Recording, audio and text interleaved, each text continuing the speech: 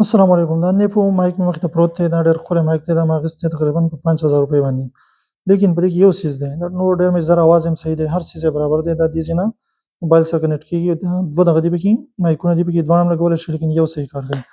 یو ولګوه او دا دې سره چې دی پاور بینک هم ورسره دی، دا ښکلی چارج کېږي. یو هفته 2 چارج هم کوي. چارج هم څه مسله نشته، هر څه یې برابر دی. خو یو مسله پکې ده، هغه مسله پکې څه ده چې کله دا ته ولګوې، دا موبایل ته دا څیز ولګوې او دا ته لږ غوندې درنه ټچ شو، لږه ګوته یې ورسره ولګېده، بس دا بیا کړپهاری شروع کړئ، کړپ کړپ کوي. نو دغه مسله پکې خرابه ده.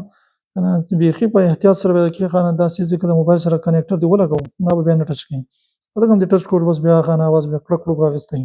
دغه مسله پکې ده. که ډېر ښکلی مایک دی، بالکل صفا اواز دی. دا اوس هم ویډیو په دې ریکارډ کېږي، تاسو د اواز کتلی شئ. اواز یې ډېر مزدار دی، ښه ښکلی صفا اډیو راځي.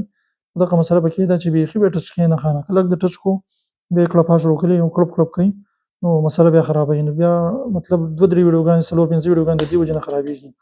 نو بس د دې باندې غور وکړئ او دا اوس تاسو سوچ وکړئ چې دا مایک اخلئ که نه اخلئ. نو بیا به سوچ وکړئ په دې خبرو.